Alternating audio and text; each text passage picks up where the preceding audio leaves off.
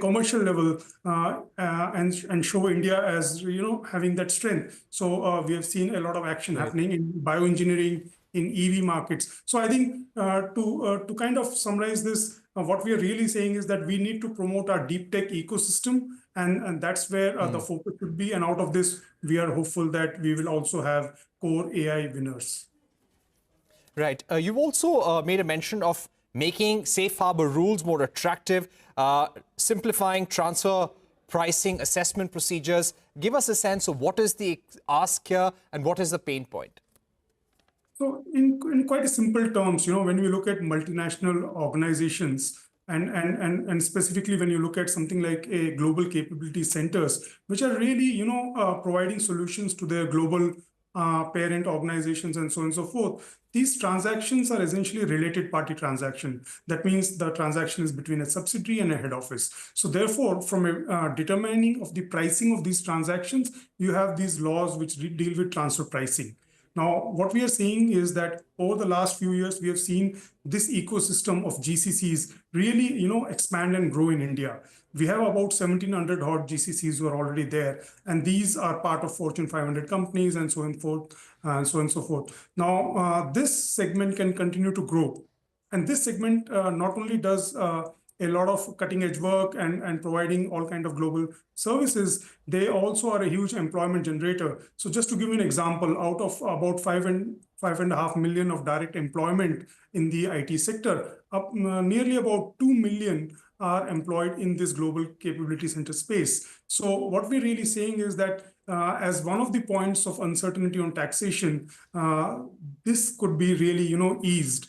And one way of easing this is to say that, can we make the safe harbor regime much more simpler? So just to explain, the way the tax assessment happens in this, there are three ways the tax assessment happens. One is the safe harbor, which means that if you qualify for the safe harbor scheme, you're going through a green channel. So that's like a quick, process. And then you have another mechanism, which is that you enter into an agreement with the taxation authorities, which is called an advanced pricing agreement. Now, once you do that, then you are probably set for 5 years, and you understand that, okay, this is how my profit will be determined, and I'll pay my taxes. So that's another thing. The last way of doing it is through regular assessment, like everybody gets their tax assessed every year, and so on and so forth. So now, thanks to the initiative of the Finance Ministry and the budget of July 2024, already the broad announcement has been made to say that, government will increase the scope of the safe harbor, and as well as, ease the transfer pricing regime. Now, what we have done over the last few months is to work with the government to really focus on the implementation of that announcement. And that is what we are hoping will come through now. And very quickly, any issues that you are seeking intervention on ease of doing business, any areas where the industry, IT industry needs protection because of the tariffs that Donald Trump could unleash? There is also going to be a discussion between India and US on an FTA. So any kind of demands immediately? So from a services point of view, I think largely what we are seeing is that there is a optimism in terms of growth.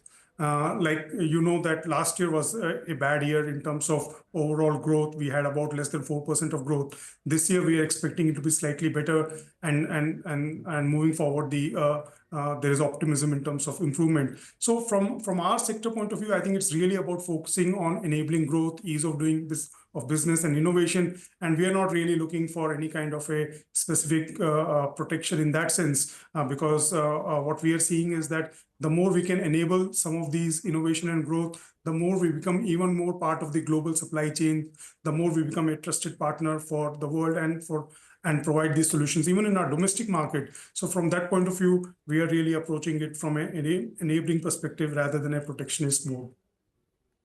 All right, Ashish, thank you very much for joining us with your view on what the IT industry is expecting from Union Budget. Moving on, US President Donald Trump has hit the ground running, making it clear within days that tariffs will feature as a big theme during